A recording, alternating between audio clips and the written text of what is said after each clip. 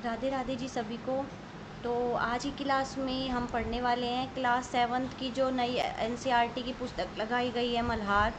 ठीक है, उससे जितने भी इम्पोर्टेंट क्वेश्चन हमारे स्टेट में या और जो टेट एग्ज़ाम है उनमें बन सकते हैं, उन सभी को हम जो भी इम्पोर्टेंट राइटर और जो भी चैप्टर है उन सभी को हम इस क्लास में पढ़ने वाले हैं। और जो मैंने यहाँ पर ये जो राइटर है इनका परिचय और जो ये चैप्टर के नाम है ये रखे हैं, ताकि कई बार वो क्वेश्चन पूछ लेता है चैप्टर का नाम देके कि बताइए ये किस लेखक का है चैप्टर, तो हमें दोनों चीज़ याद होनी चाहिए। तो मैंने विधा भी लिखी है। तो चलते हैं, ये क्लास सभी जो भी टेट एग्ज़ाम है जहाँ एनसीईआरटी की पुस्तक आती है उनके लिए महत्वपूर्ण है। तो मैं आगे इन पार्ट से जो भी एमसीक्यू बनते हैं उनकी प्रैक्टिस आपको करवा दूंगी। इसके अलावा क्लास 6th की पूरी एनसीईआरटी एमसीक्यू मैंने अपनी पिछली क्लासों में करवा दी है। जिसने भी पहले की क्लास नहीं देखी है वो जाके उस क्लास को देख सकता है। और इसके साथ ही मैंने जो हमारा एग्ज़ाम 2018 की जो पेपर है उसको पूरा सोल्व करवा रखा है स्टेट का। तो आप वहाँ से जाकर विद एक्सप्लेनेशन उस पेपर को देख सकते हैं। वहाँ से वो मैंने बहुत अच्छे तरीके से आप सबको सोल्व करवाया है, तो आप उस क्लास को ज़रूर देखें, वो आपके लिए बहुत ही इम्पोर्टेंट क्लास है। तो चलते हैं, पहला चैप्टर है माँ कहे एक कहानी। तो ये क्या है, यहाँ विधा पूछ सकता है कि किस विधा की रचना है। तो ये विधा है भाई कविता, और इसके जो लेखक है वो है मैथिली शरण गुप्त। अगला है तीन बुद्धिमान। तीन बुद्धिमान है लोक कथा। फूल और कांटा कविता किसकी है भाई, अयोध्या सिंह उपाध्याय हरि ओद की। यहाँ याद रखना है, फूल और कांटा की विधा है वो है कविता। पानी रे पानी किसका है, अनुपम मिश्र का। अनुपम मिश्र की ये निबंध है, ठीक है अनुपम। और ये हमें याद रखना है। नहीं होना बीमार स्वयं प्रकाश, ये है कहानी। गिरधर कवि राय की कुंडलियाँ, ये है कविता और गिरधर कवि राय। वर्षा बहार, वर्षा बहार है भाई कविता, और इसके जो लेखक है वो है मुकुटधर पांडे। बिरजू महाराज से साक्षात्कार, ये है साक्षात्कार जिसमें बिरजू महाराज जी का क्या लिया गया है, साक्षात्कार लिया गया है। चिड़िया, ये है कविता, ठीक है जी। और ये है आरसी प्रसाद सिंह की, आरसी प्रसाद सिंह की। ये सारे मोस्ट इम्पोर्टेंट हैं। तो ये एच टेट के लिए बहुत ही इम्पोर्टेंट क्लास है, क्योंकि पेपर का जिस हिसाब का लेवल है तो हो सकता है कि वो नए कवि देकर और पूछ लें। तो फिर हमें ज़रूरी है कि हम नया और पुराना सब कुछ पढ़ के रखें। आगे चलते हैं, आगे है मीरा के पद, और ये है पद और उसकी जो लेखिका है वो है मीराबाई। तो अब हम आगे कवि परिचय पढ़ लेते हैं। पहले जो हमारे कवि हैं उनका कवि परिचय। तो ये कविता हम आगे चल के पढ़ेंगे। यहाँ से पढ़ते हैं कि राष्ट्रकवि मैथिली शरण गुप्त द्वारा रचित उनकी जो कविता है माँ कहे एक कहानी, जो भी कविता का नाम है हमें याद रखना है, ठीक है। ये हमारी कविता है मैथिली शरण गुप्त जी की जो कविता है माँ कहे एक कहानी, हमें याद रखना है। इसमें इसकी जो प्रसिद्ध, इनकी जो प्रसिद्ध काव्य कृति है वो यशोधरा का अंग है। तो याद रखना है कि ये क्या है भाई, जो उनकी प्रसिद्ध काव्य कृति है यशोधरा, उसका ही क्या है भाई ये एक अंग है। यह कविता माँ यशोधरा और उनके पुत्र राहुल, याद रखना है कि किसके ऊपर है, माँ यशोधरा और उनके पुत्र राहुल के बीच संवाद शैली, कौन सी शैली, संवाद शैली में रचित है। मैथिली शरण गुप्त का जन्म उत्तर प्रदेश के झांसी जनपद के चीर गांव में हुआ था। उन्होंने मात्र 15-16 वर्ष की आयु में काव्य रचना आरंभ कर दी थी। आरंभ में उन्होंने ब्रज भाषा में काव्य लेखन किया, परंतु बाद में आजीवन हिंदी भाषा के में साहित्य सर्जन किया। तो यहाँ ये बातें ध्यान रखनी है कि यशोधरा से ली गई है। माँ का नाम यशोधरा, पुत्र है राहुल और संवाद शैली है। और उनका जन्म उत्तर प्रदेश झांसी जनपद के चीर गांव में हुआ था, और इनकी सन 1886 और मृत्यु है 1964 में, ठीक है। स्वतंत्रता आंदोलन के दौरान उनकी रचनाओं में जनमानस व देश प्रेम और राष्ट्र चेतना का संचार किया। यानी कि सबको पता है कि मैथिली शरण गुप्त है वो देश के लिए, स्वतंत्रता आंदोलन के लिए, ठीक है, देश प्रेम जगाने वाली कविता ज़्यादा लिखते थे। तो ये सभी को ध्यान रखना है। इसी कारण उन्हें राष्ट्र कवि के रूप में ख्याति प्राप्त है। उनकी कृतियों में भारत की धार्मिक, सांस्कृतिक, ऐतिहासिक और राष्ट्रीय चेतना का सशक्त चित्रण मिलता है। साकेत, भारत भारती, यशोधरा उनकी प्रमुख काव्य कृतियाँ हैं, ठीक है, ध्यान रखना है। साकेत का नाम, भारत भारती और यशोधरा। तो यहाँ हमने जितने भी इम्पोर्टेंट फैक्ट है देख लिए हैं, बाकी हम इन सारी चीज़ों को विस्तार के साथ पढ़ेंगे। आगे चलते हैं, मैथिली शरण गुप्त के बाद हमारे नेक्स्ट कवि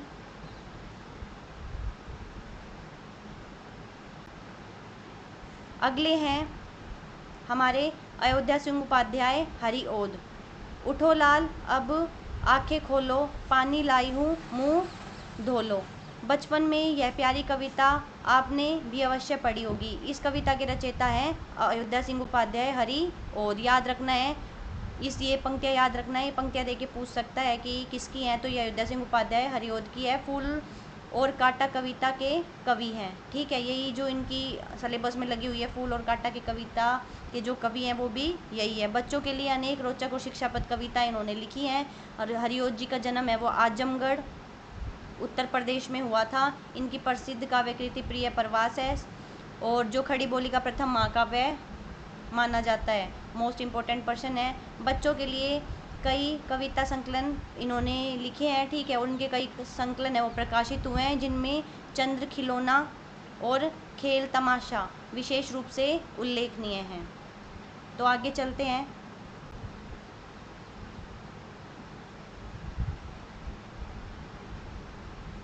अनुपम मिश्र। अनुपम मिश्र है वो एक प्रखर लेखक, संपादक और पर्यावरणविद होने के साथ साथ एक छायाकार भी थे। पर्यावरण संरक्षण के क्षेत्र में इन्होंने प्रयोगात्मक कार्य किए। इनका जीवन काल है वो 1948 से 2016 है। 1948 से 2016 है। आज भी खरे हैं तालाब, याद रखना है, मैं यहाँ लिख देती हूँ, ये थोड़ा ब्लर है। आज भी खरे हैं तालाब, ये किसकी है भाई? ये इनकी चर्चित पुस्तक है।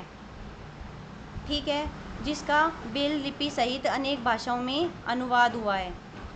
उसके बाद आगे है, इन्होंने क्या किया भाई? इन्होंने समाज के लिए अनेक महत्वपूर्ण कार्य किए और गांधी शांति प्रतिष्ठान में प्रकाशित होने वाली इनकी अनेक रचनाएं हैं, जिसमें एक थी गांधी मार्ग के संस्थापक और संपादक भी रहे हैं। ठीक है, आगे चलते हैं।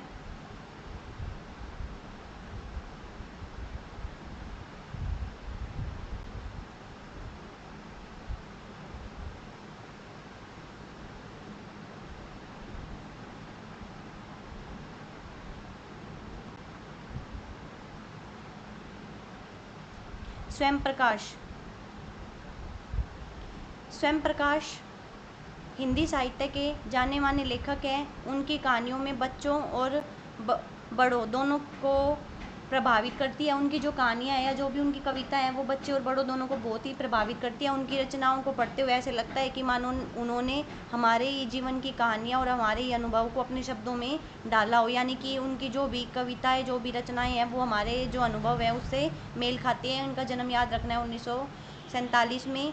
ठीक है, उन्होंने बच्चों के लिए अनेक मनोरंजक और भावपूर्ण कहानियाँ लिखी हैं, जिसमें बच्चों के साहसिक कारनामे, मित्रता, छोटे जीवन के छोटे छोटे लेकिन महत्वपूर्ण पहलुओं को बड़ी रोचकता और संवेदनशीलता के साथ प्रस्तुत किया है। स्वयं प्रकाश की कहानियों की सबसे बड़ी विशेषता यह है कि उन्हें पढ़ते समय ऐसा अनुभव होता है कि जैसे कोई पुराना मित्र आत्मीयता से बातें कर रहा हो। उनकी कहानियाँ केवल मनोरंजन की ही नहीं बल्कि पाठक को सोचने समझने की नई दिशा प्रदान करती है। ये याद रखना है, मात्रा और भार। ठीक है, अगली किताब और ज्योति रथ के सारथी और फिनिक्स, इनकी प्रमुख रचनाएं हैं मात्रा और भार।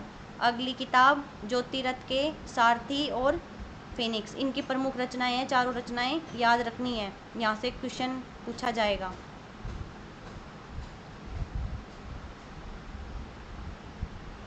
आगे चलते हैं।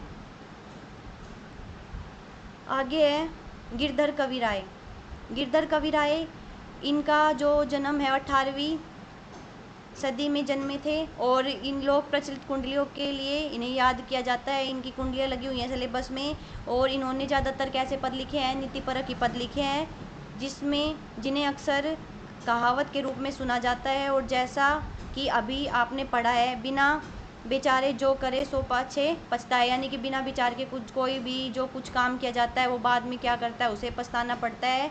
या बीती ताही बिसार दे आगे की सुधी लेई। ठीक है, ये दोनों पंक्तियाँ याद रखनी है कि ये दोनों किसकी है भाई, ये दोनों गिरधर कवि राय की है। उनकी कविताएं जनमानस में इतनी प्रसिद्ध है और उनकी जो कहावतें हैं वो बहुत ही लोकप्रिय हैं। उन्होंने अपनी कविताओं में लाठी जैसी वस्तुओं के उपयोग भी बताए हैं। उन्होंने यह भी बताया है कि धन अधिक हो जाए तो उसका क्या करना चाहिए। अपनी रचनाओं में लोक नीति, घर गृहस्थी के साधारण लोक व्यवहार की बातें सीधे सरल शब्दों में कहने के लिए वे जाने जाते हैं। तो याद रखना है कि इन्होंने ज़्यादातर कैसी बातें कही हैं जो हमें शिक्षा दे, नीतिपरक बातें ज़्यादा कही हैं इन्होंने। आगे चलते हैं मुकुटधर पांडे। ठीक है, मुकुटधर पांडे के बारे में इनकी जो कविता लगी हुई है वर्षा बहार, मनोरम दृश्य को दिखाया है उन्होंने। मुकुटधर पांडे का जो जन्म है वो छत्तीसगढ़, ठीक है, छत्तीसगढ़ में बिलासपुर में हुआ था। और ये प्राकृतिक सौंदर्य के विविध कवियों में से उनको जो भी मतलब प्राकृतिक सौंदर्य को दिखाने का प्रयास किया है। उनकी रचनाओं में प्राकृतिक सौंदर्य की विविध छवियां देखने को मिलती है। किशोर अवस्था में ही उन्होंने क्या किया था, कविता और लेखन आरंभ कर दिया था। और पत्रिका, उस समय की प्रमुख पत्रिकाओं सरस्वती और माधुरी में इनकी जो रचनाएं हैं प्रमुखता से प्रकाशित होती थी। तो पूछ सकता है कि किस में प्रकाशित होती थी, तो सरस्वती और माधुरी में। हिंदी साहित्य के अनेक महत्वपूर्ण योगदान के लिए भारत सरकार द्वारा उन्हें पद्मश्री से सम्मानित किया गया। ये याद रखना है कि इन्हें किससे सम्मानित किया गया, तो पद्मश्री से। अगला है आर.सी. प्रसाद सिंह। आर.सी. प्रसाद सिंह प्रकृति और जीवन संघर्षों को अपनी रचनाओं में प्रमुखता से चित्रित करने वाले हैं। यानी इन्होंने जो इनका विषय रहा वो रहा प्रकृति और जीवन संघर्ष। ठीक है, जीवन का जो संघर्ष है उनको दिखाने का प्रयास इन्होंने किया है। साथ ही उनकी कविताओं में प्रेम, करुणा, त्याग और बलिदान, मुक्ति तथा मिलजुल कर एक सुंदर संसार रचने की भावना दिखाई गई है। ठीक है, इसमें जो सिलेबस में लगी हुई है चिड़िया, इनका जन्म याद रखना है 1911। चिड़िया कविता में उन्होंने इसी भाव को सुंदरता से दिखाने का प्रयास किया है। चिड़िया के माध्यम से मानव को प्रेम और प्रीति की सीख देते हैं। याद रखना है कि चिड़िया कविता के माध्यम से वो किसकी सीख देते हैं, मानव को प्रेम और प्रीति की सीख देते हैं तथा संसार में बंधे मनुष्य को मुक्ति के संदेश देते हैं। चिड़िया बैठी प्रेम प्रीति की रीति से हमें सिखाती है, वह जग के बंदी मानव को मुक्ति मंत्र बतलाती है। कलापी और आर.सी. इनके प्रसिद्ध काव्य संग्रह है। याद रखना है, दोनों इम्पोर्टेंट है। ये यहाँ से मैंने एक यहाँ से जो भी प्रश्न बन सकता है आपको सारे बता रही हूँ। ये क्लास मोस्ट इम्पोर्टेंट है। उसके बाद है मीराबाई। मीराबाई के विषय में पढ़ लेते हैं। सबसे पहले ये पढ़ लेते हैं कि ये भक्ति काल से संबंधित है। ठीक है, और भक्ति काल में कृष्ण काव्य धारा, ठीक है, ये ध्यान रखना है। अब आज से लगभग 500 साल वर्ष पूर्व इनकी जो आपने जो रचना पढ़ी, यानी कि जो मीरा के पद लगे हुए हैं उनके विषय में बता रहा है कि वो 500 साल पहले लिखे गए थे। महान कवित्री हैं, कृष्ण भक्त हैं और संत मीरा, ठीक है, कृष्ण की भक्त थी, कवित्री थी, महान हिंदी की महान कवित्री हैं। मीरा बचपन से ही भगवान कृष्ण की भक्ति में लीन रहती थी। राजकुमारी होने के बावजूद इन्होंने वैभवपूर्ण राजसी जीवन का त्याग किया था। उसके बाद वे महलों को छोड़कर विभिन्न तीर्थस्थलों की यात्राएं करने लगी थी, मंदिरों में भजन गाती थी और सत्संग करती थी। मीरा द्वारा रचे पद भजन के रूप में गाए जाते हैं। श्रद्धा और प्रेम उनमें देखने को मिलता है। साथ ही मीराबाई ने जो रचना लिखी, मीरा की पदावली, नरसिंह जी का मायरा, ठीक है, ये आपको याद रखना है। तो इनके विषय में जो भी इम्पोर्टेंट फैक्ट था वो मैंने आपको करवा दिया है। जो भी एमसीक्यू पार्ट के बनेंगे और जो भी लेखक का कुछ इम्पोर्टेंट फैक्ट बचता होगा वो मैं आपको एमसीक्यू के माध्यम से करवा दूंगी। तो आप क्लास को, अगर आपको क्लास अच्छी लगी हो तो उसको लाइक करना, चैनल को सब्सक्राइब करना। यहाँ हमारी क्लास 7th के एनसीईआरटी के इम्पोर्टेंट फैक्ट पूरे होते हैं। तो आज के लिए इतना ही। सभी को धन्यवाद। राधे राधे।